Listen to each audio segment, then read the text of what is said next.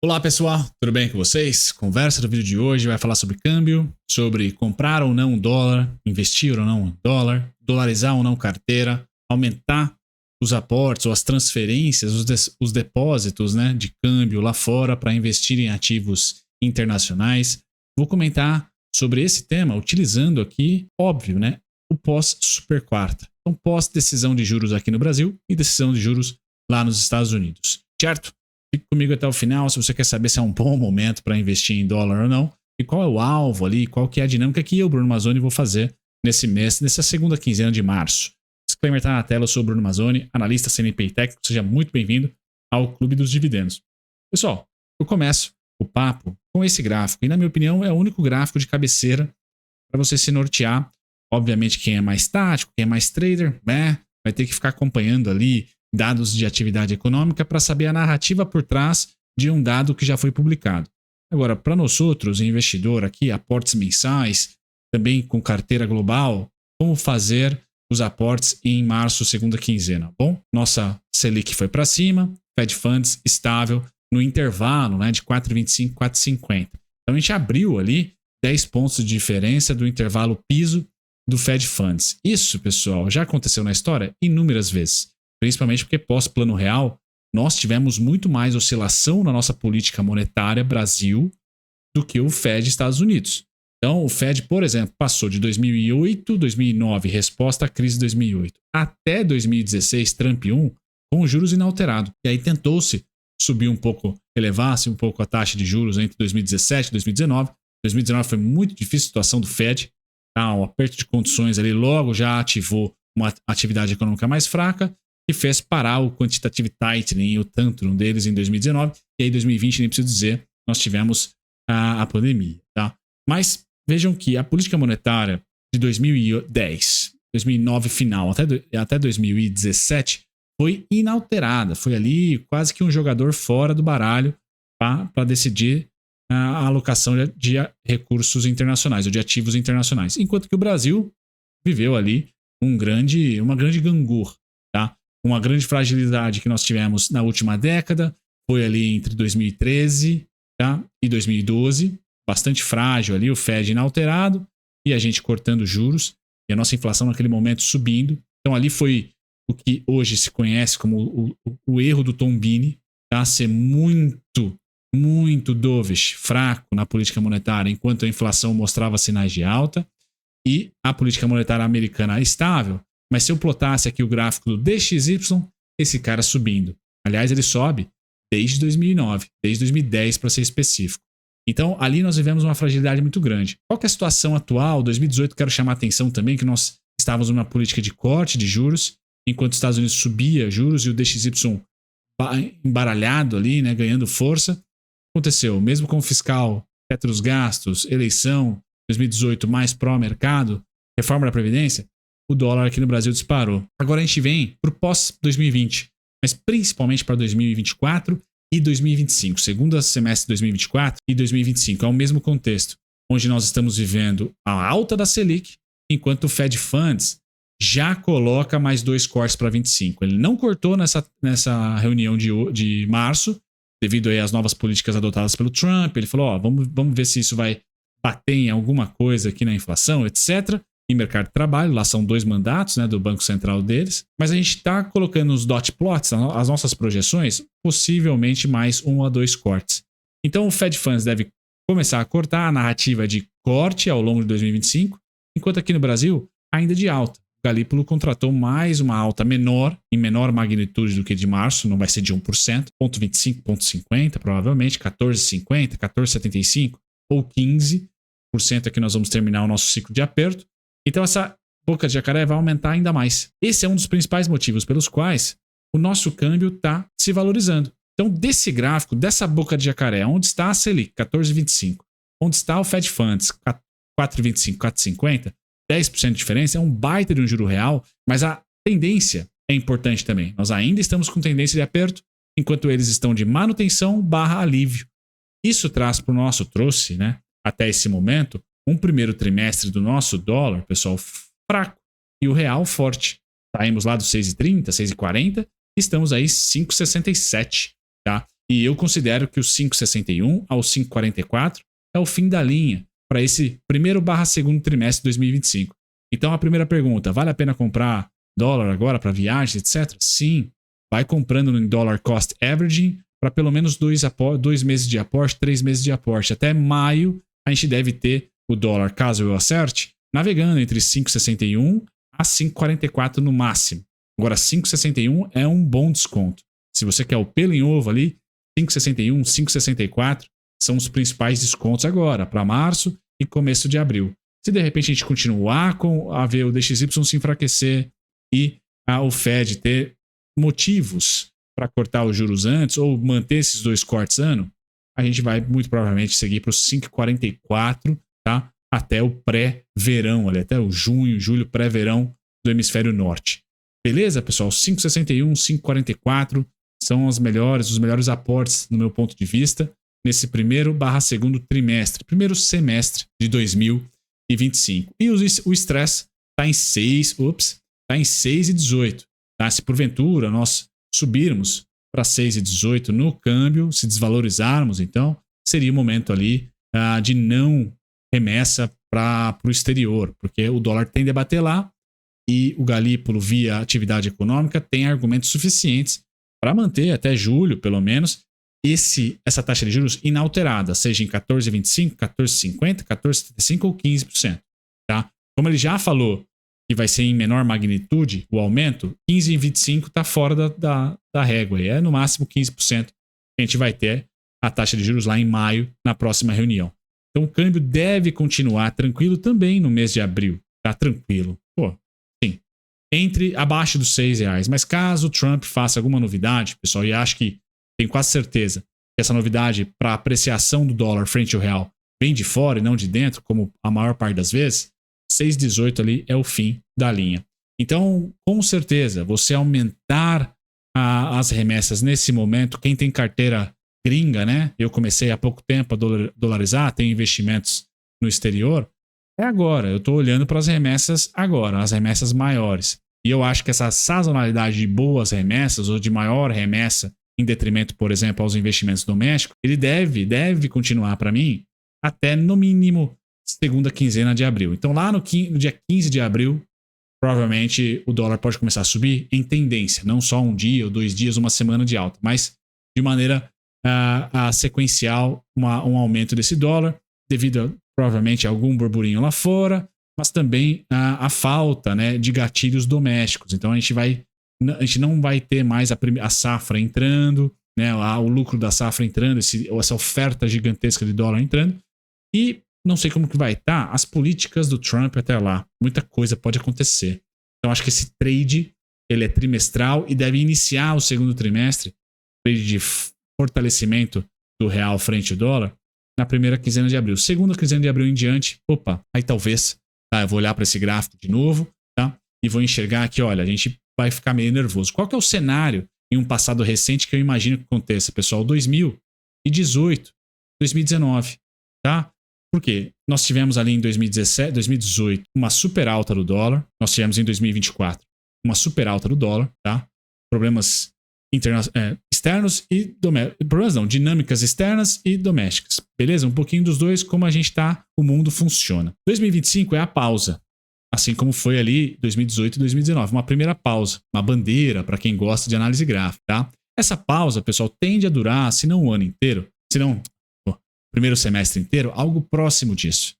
Mas ela vai ficar nervosa já no ano de 2025, por quê?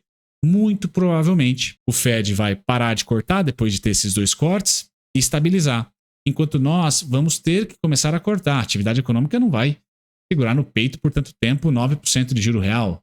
Estamos vivendo hoje, podemos chegar até 10% a depender de como a inflação vai estar lá em maio. Então, quando a gente começar a sinalizar corte, não na Selic, mas na curva de juros, começar a sinalizar corte, o dólar volta a ficar nervoso, como voltou a ficar lá em 2018, 2019.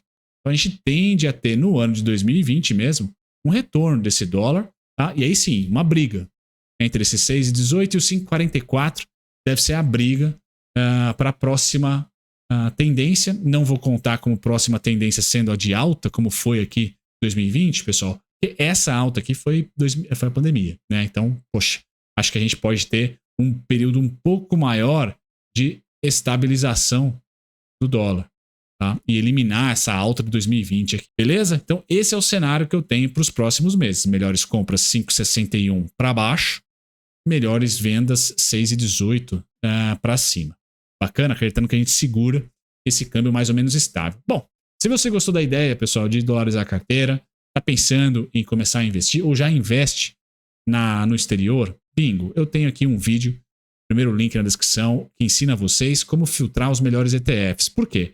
Essa segunda metade para o final, tá? O link vai estar na descrição e no primeiro comentário fixado desse vídeo bonitão aqui. Inclusive tem um segundo vídeo, esse fechado, caso vocês queiram assistir, fala sobre análise gráfica viabilizada ali para investimentos de longo prazo, não para trading, mas aí é só se você gostar desse primeiro conteúdo que vai estar na descrição. Eu vou comentar sobre o meu ETF, ou sobre um dos ETFs que eu invisto para longo prazo no exterior, tá? Que é o ETF, a nave mãe, né? É o VWRA. Eu invisto numa versão mais baratinha, que é o FWA. O VWRA negociado em Londres, tá? É o fundo da Vanguard que vai seguir, tá? O FTSE All World, FTSE All World. Então investe no mundo inteiro, tendo composição ali neutra, aquele ETF de base neutra, né? 65% América do Norte, 16,5% Europa, 14,78% Ásia, 1,7% Oceania, Oriente Médio 1%, América Latina 0,62%, África 0,29%. É aquele ETF que o robozinho vai ficar calibrado ali para sempre estar distribuindo no mundo inteiro. ETF que hoje tem os principais ativos sob gestão, a Apple, Microsoft, Nvidia, Amazon, Meta e Alphabet. Mas, em algum momento, tá? Se de repente outra economia surgir forte ou algum outro ativo ganhar capitalização, ele troca automaticamente. A cada 3 meses, na verdade, há rebalanceamento. Depois a gente tem a Broadcom, a Alphabet de novo, a outra classe de ativo, Tesla e a Taiwan Semiconductor aqui. É um ETF que vem ganhando ativo, vem ganhando tamanho, assim como toda a indústria. Então a gente percebe que os ativos sob gestão hoje já somam aí 18,36 bi. Tá? É um ETF que eu gosto particularmente e que de 2019 para cá, pessoal, só caiu, tá? Em 2022. Caiu ali 20%, 18,48%. Tá? Depois subiu ali quase praticamente todos os anos, tá? Numa média de 2 dígitos. Tá? Então é um bom ETF previdenciário. Eu escolhi o de acumulação para salvar um pouco do cascalho fiscal, né, de imposto. E vocês podem olhar esse ETF seguindo, obviamente, a sua página, que é o FWRA, o ETF da Invesco, tá? É o FWRA. E se você quiser, porventura, o ETF da Vanguard, é o VWRA. Eu falo da Invesco, que foi o que eu escolhi, tá? Que tem ali hoje, pessoal, uma composição negociada também na Bolsa de Frankfurt, e é justamente a Bolsa de Frankfurt que eu escolhi para ser o ETF que eu invisto, tá? Que é o FWA. Então vocês, quando descem as informações na página oficial de cada ETF, vai ter lá as bolsas que eles são negociados e os códigos, tá? Então em Londres é o FWRA, tá? A gente vai ter aqui em Tel Aviv o INFF17, tá? Na bolsa Xetra, tá? Que é a que eu invisto, tá? De Frankfurt, Deutsche Börse, aqui, né? Difícil até de falar, eu até apaguei, tá? É o FWIA. Esse cara hoje vale 6,33 €, tá? Então tô investindo nele, de olho até em trocar pela bolsa de Londres, tá? Por quê? Porque a minha conta é dolarizada e na bolsa de Londres a negociação é em dólar. Então eu não preciso fazer o câmbio, né? Mandar em dólar e aí faz o câmbio em euro. Então talvez vocês que me seguem no Clube dos Dividendos Global presenciem essa mudança, tá? Só para eu evitar taxinha de câmbio, porque tem, né?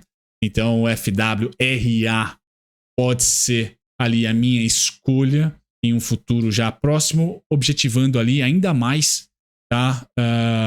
Eficiência fiscal ali, para não ter o câmbio subtraindo um pouquinho do meu preço médio e etc. E bom, aonde eu analiso esses ETFs, aonde eu encontro esses ETFs para estudar, pessoal? Na XStation.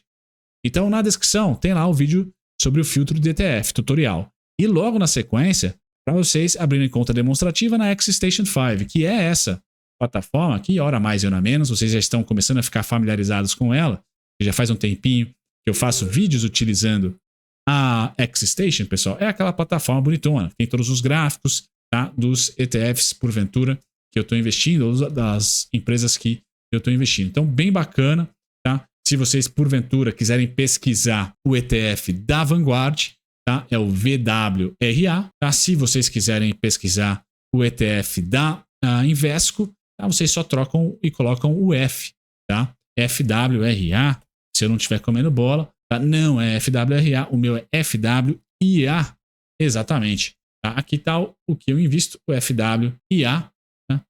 É o que você vai encontrar aqui na XStation, tá? E você consegue todas as informações sobre o ETF, se paga dividendos ou não vai estar aqui, alguns indicadores de retorno, como ROI e ROA, tá? E também as principais participações. Vocês estão craques, tá?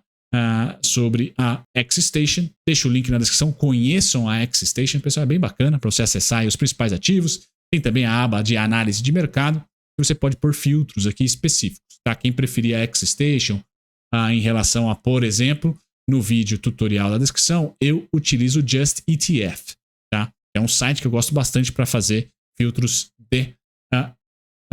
de ETFs, tá certo? Na análise gráfica, termino aqui para falar de todos os ativos, principalmente ativos que investem na Mag 7, nas principais empresas do mundo. Principais empresas do mundo que são domiciliadas nos Estados Unidos. Pessoal, todos os ativos estão cedendo esse ano. O S&P está cedendo 10%. Então, o nosso dólar está desvalorizado frente ao real, mas desvalorização no mercado externo. É uma janela. É a principal janela? Não, nunca é a principal.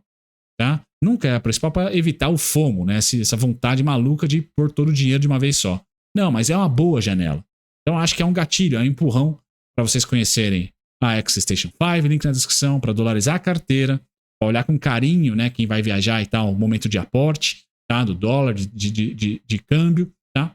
E também para estudar os ETFs, quiser uma força, quiser um estudo a mais, um tutorial para deixar aí de cabeceira, link na descrição. Esse é o ETF que hoje eu invisto, pessoal, na minha opinião, tá em uma boa região de compra sim, pode fazer novas mínimas, pode, só que eu já vou aproveitar para fazer a remessa de dólar para deixar ali bonitão, porque eu acredito que o dólar não tem muito mais para onde ir, não só pelo preço, como também pelo mês ali. Acho que ainda março é um mês fraco para o dólar, abril início. Já no mês de abril podemos virar o dólar. Eu estou analisando o quê, pessoal? Eu estou analisando que o mercado aqui no Brasil já vai precificar corte de juros, tá? Mesmo que a Selic passe a ter manutenção. A próxima reunião do Copom acho que vai ser de manutenção. O Forward Guidance será Galípolo dizendo, não, acho que 14x, vamos parar para ver. Quando houver esse comunicado, pessoal, pode marcar o fundo do dólar aqui no Brasil e o dólar começar a se valorizar frente ao real. Tendência de alta igual 2019, 2020, principalmente 2020? Não, tá? Acredito que o cenário base é o meu cenário base e vou defender aqui com vocês até eu errar ou acertar. É esse aqui, ó, dólar bravo, tá? É esse daqui, essas fases de preço aqui, ó, dólar bravo, sem direção lateral para que um próximo ciclo, vamos ver se vai ser do DXY forte, do Fed Funds forte, logo o nosso dólar aqui ganhando frente sobre o real, ou se vai ser o oposto, um DXY mais fraco, uma curva de juros americana mais fraco, tá? Logo um Fed Funds ameno, e aí a gente tem uma possibilidade, uma janela, pessoal, de ter uma tendência mais longeva de queda para o dólar, como foi no boom das commodities de 2003 a 2008. Beleza, pessoal? Para esse ano, dólar nervoso, tá? São os momentos em que o dólar lateralizou, o que é ótimo para a economia real, diga-se de passagem. Então esse seria, tá, o meu cenário, o dolinha. Beleza, pessoal? Fecho aqui convidando vocês novamente. Links na descrição. Acessem aí o vídeo tutorial e acessem também, abram conta demonstrativa lá na XStation e aproveite todas as funcionalidades da plataforma da XTB, que é parceiraça aqui do canal. Tchau, tchau.